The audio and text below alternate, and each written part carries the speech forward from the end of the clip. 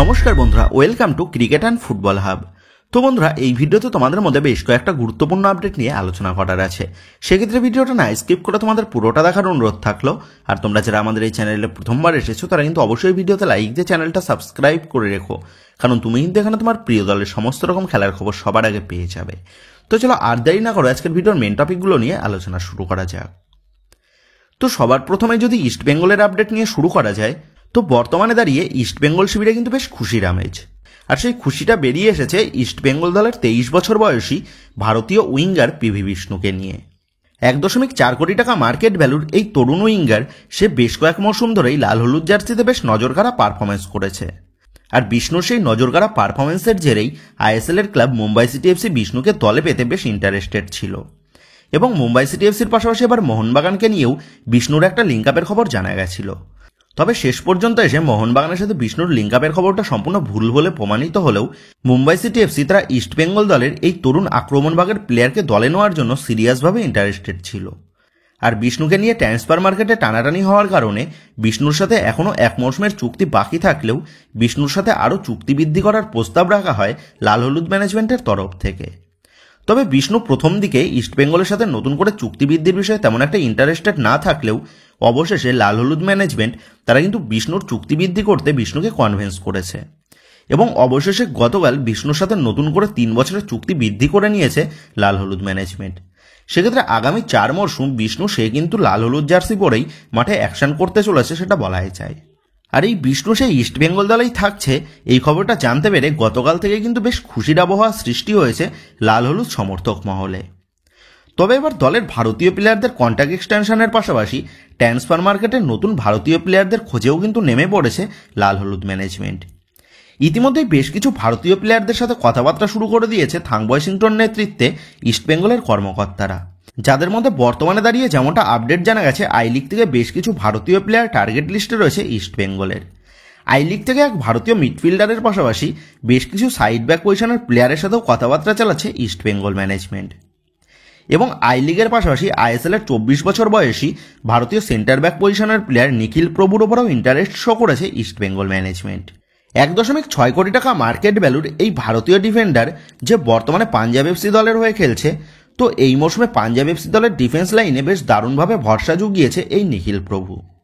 যেমনটা খবর, লালচুংনঙ্গের পরিবর্তন হিসাবেই এই নিখিল প্রভুকে টার্গেট লিস্টে রেখেছে ইস্টবেঙ্গল কর্মকর্তারা। তবে এই নিখিলের সাথে পাঞ্জাব এফসি ম্যানেজমেন্টের এখনও 1 বছরের চুক্তি বাকি থাকায় পাঞ্জাব এফসি ম্যানেজমেন্ট তারা নিখিলকে ছাড়ার জন্য 2 কোটি টাকা ট্রান্সফার ফি চেয়েছে। সেক্ষেত্রে এই পরিমাণ টাকা 1 বছরের কন্ট্রাক্ট বাকি থাকার জন্য দিতে কতটা রাজি হবে ইস্টবেঙ্গল ম্যানেজমেন্ট, সেটাই কিন্তু এখন দেখার বিষয় হবে। তবে ইস্টবেঙ্গল যদি এই অ্যামাউন্টটা নেগোসিয়েশন করে নিখিলকে দলে চূড়ান্ত করতে পারে, তাহলে নিখিলের আগমনে ইস্টবেঙ্গলের ডিফেন্স লাইন যে বেশ খানিকটা মজবুত হয়ে যাবে সেটা বলাই যায়। সেক্ষেত্রে এখন এটাই দেখার বিষয় হবে এই ভারতীয় ডিফেন্ডার নিখিল প্রভুর ডিলটা ইস্টবেঙ্গল ম্যানেজমেন্ট ডান করতে পারে নাকি। তো যাই হোক, এবার মোহনবাগানের আপডেট নিয়ে কথা বললে মোহনবাগান ম্যানেজমেন্ট তারা কিন্তু বর্তমানে ট্রান্সফার মার্কেটে বেশ অ্যাক্টিভভাবে কাজ করা শুরু করে দিয়েছে। অপর দিক দিয়ে আবার নিজেদের তরুণ দলের প্লেয়ারদের বিষয়েও এবার কিন্তু সিরিয়াসভাবে এগোচ্ছে বাগান ম্যানেজমেন্ট। আর দলের তরুণ প্লেয়াররা এই মৌসুমে বিভিন্ন জুনিয়র লিগে যেভাবে দাপটের সাথে পারফরমেন্স করে সফলতা এনেছে, তাতে দলের তরুণ প্লেয়াররা যে সিনিয়র দলে প্রমোট হওয়ার প্রবল দাবিদার সেটা কিন্তু তারা প্রমাণ করেছে।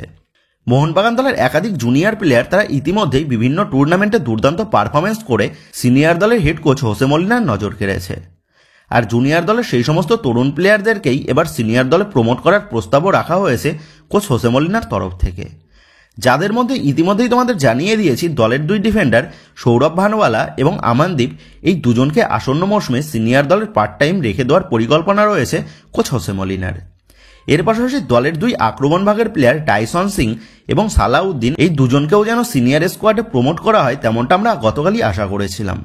আর গতকাল নতুন করে যেমনটা আপডেট জানা গেছে, মোহনবাগানের জুনিয়র দলের কোচ ডেগি কার্ডোজো এবং মোহনবাগানের সিনিয়র দলের ভারতীয় সহকারী কোচ বাস্তব রয়, এরা দুজনেই কিন্তু এই টাইসন সিং এবং সালাউদ্দিন এই দুজনকেই সিনিয়র স্কোয়াডে প্রমোট করানোর জন্য কোচ হোসে মলিনার কাছে জানিয়েছে। এবং খুব সম্ভবত সৌরভ এবং আমানদীপের পাশাপাশি এই টাইসন এবং সালাউদ্দিন এই দুজনকেও সিনিয়র দলে প্রমোট করা হতে চলেছে। তবে এই 2 তরুণ ডিফেন্ডার সৌরভ এবং আমানদীপ এই দুজনের সাথেই এই মে মাসেই চুক্তি শেষ হয়ে যাচ্ছে মোহনবাগান ম্যানেজমেন্টের। এবং যেমনটা খবর, সৌরভ এবং আমানদীপকে দলে পেতে আইএসএল এর মাল্টিপল ক্লাব ইন্টারেস্টেড। তবে মোহনবাগান ম্যানেজমেন্ট তারা ইতিমধ্যেই সৌরভ এবং আমানদীপের কাছে চুক্তিবৃদ্ধির প্রস্তাব পাঠিয়ে দিয়েছে। আর সূত্র মারফত যেমনটা খবর জানতে পেরেছি, সৌরভ এবং আমানদীপ তারা দুজনেই একটা লম্বা চুক্তিতে আনুমানিক 2+1 বা 3+1 ইয়ারের চুক্তিতে মোহনবাগানের সাথে তাদের কন্ট্রাক্টটা এক্সটেনশন করতে চলেছে। এর পাশাপাশি আবার টাইসনের সাথেও এই মাসের শেষে চুক্তি শেষ হয়ে যাচ্ছে মোহনবাগান ম্যানেজমেন্টের।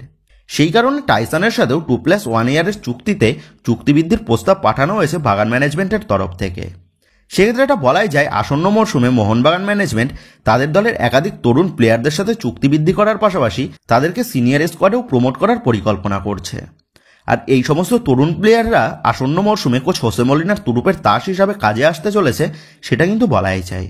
আর মোহনবাগান ম্যানেজমেন্ট তারা তাদের জুনিয়র দল নিয়ে যেভাবে কাজ করেছে তাতে আগামীতে মোহনবাগানকে অন্য দল থেকে আর কিন্তু তেমন কোনো ভারতীয় প্লেয়ারকে টাকা দিয়ে নিয়ে আসতে হবে না, যেটা কিন্তু অবশ্যই একটা বড় সুখবর মোহনবাগান শিবিরের জন্য, সেটা বলাই যায়। তো যাই হোক, এবার নেক্সট আপডেটটা নিয়ে আলোচনা করা যাক। তো তোমরা জানো এই মরশুমে মোহনবাগান দল তারা আইএসএল এর লিগ শিল্ড জয় করে আসন্ন মরশুমের জন্য ACL2 এর স্পটটা পাকা করেছে। আর ACL2 এ মোহনবাগানের পাশাপাশি বিভিন্ন দেশের টপ লিগের টিমগুলোও কোয়ালিফাই করছে বা কোয়ালিফাই করেছে। তবে মোহনবাগান সমর্থকদের জন্য যে বড় সুখবরটা বেরিয়ে এসেছে সেটা হচ্ছে ACL2 এ মোহনবাগান দল মুখোমুখি হতে পারে CR7 এর দলের বিরুদ্ধে। হ্যাঁ বন্ধুরা, সৌদি প্রো লিগের দল আল নাসার তারা বর্তমানে পয়েন্টস টেবিলের 4র্থ স্থানে রয়েছে। আর এই আল নাসার তারা যদি লিগের শেষ ম্যাচ পর্যন্ত তথা তাদের বাকি থাকার 4 ম্যাচ শেষে যদি আল নাসার তারা 4র্থ স্থানে টুর্নামেন্টটা শেষ করে, তাহলে লিগের 4র্থ দল হিসেবে আল নাসার তারা কিন্তু কোয়ালিফাই করবে ACL2 এর স্পটের জন্য। আর আল নাসার ACL2 এর জন্য কোয়ালিফাই করলে তারা যদি ভাগ্যক্রমে মোহনবাগানের গ্রুপে পড়ে, তাহলে কিন্তু মোহনবাগান দল মুখোমুখি হতে চলেছে হোম অ্যান্ড অ্যাওয়ে বেসিসে CR7 এর দল আল নাসারের বিরুদ্ধে। সেক্ষেত্রে আল নাসার তারা যদি শেষ পর্যন্ত ACL2 এর জন্য কোয়ালিফাই করে এবং মোহনবাগানের গ্রুপে পড়ে, তাহলে আসন্ন মৌসুমে বিবেকানন্দ যুবভারতী ক্রীড়াঙ্গন স্টেডিয়ামে CR7কে আমরা দেখতে পেতে চলেছি মোহনবাগানের বিপক্ষে মাঠে নামতে, যেটা কিন্তু একটা বড় চমক হতে পারে সকল মোহনবাগান সমর্থকদের জন্য, সেটা বলাই যায়। সেক্ষেত্রে এখন এটাই দেখার বিষয় হবে মোহনবাগান সমর্থকদের এই আশাটা শেষ পর্যন্ত বাস্তবায়িত হয় নাকি। তো বন্ধুরা, ACL2 এ মোহনবাগান দলের প্রতিপক্ষ দল হিসাবে CR7 এর দলকে তোমরা দেখতে পেলে কতটা এক্সাইটেড হবে সেটা কিন্তু অবশ্যই কমেন্ট করে জানিয়ে দিও।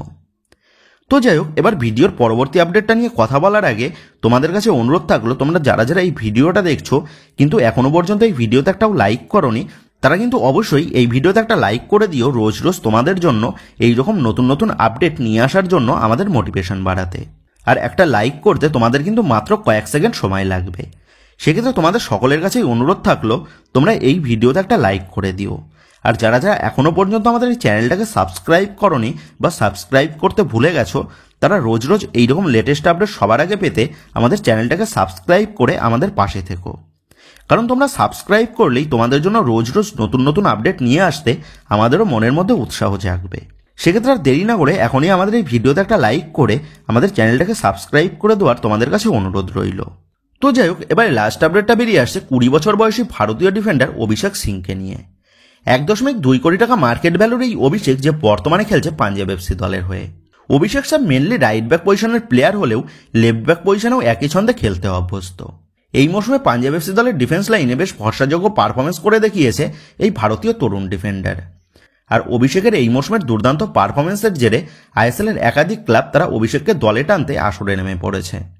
এবং যেমনটা খবর, সেই সমস্ত দলগুলির মধ্যে মোহনবাগান ও ইস্টবেঙ্গল দুই প্রধানেরই টার্গেট লিস্টে রয়েছে পাঞ্জাব এফসি দলের এই তরুণ ডিফেন্ডার। মোহনবাগান ম্যানেজমেন্ট তারা সুভাশিস বোস এবং আশিস রায় দুজনারই ব্যাকআপ প্লেয়ারের খোঁজে রয়েছে। আর অভিষেক যেহেতু এই দুই পজিশনেই দুর্দান্তভাবে খেলতে স্বাচ্ছন্দ্য, সেই কারণে অভিষেককে দলে নিয়ে এক ঢিলে দুই পাখি মারার চেষ্টা চালাচ্ছে মোহনবাগান ম্যানেজমেন্ট। অপরদিক দিয়ে আবার এই বছরে ইস্টবেঙ্গলের ডিফেন্স লাইনে তাদের দুই সাইড ব্যাক পজিশন নিয়েও বেশ সমস্যার সৃষ্টি হয়েছিল। আর সেই কারণে ইস্টবেঙ্গল ম্যানেজমেন্টও চাইছে এই অভিষেককে দলে নিয়ে তাদের সাইড ব্যাক পজিশনটাকে ঠিক করতে। তো এই অভিষেকের সাথে পাঞ্জাব এফসির এখনও 1 মৌসুমের চুক্তি বাকি রয়েছে।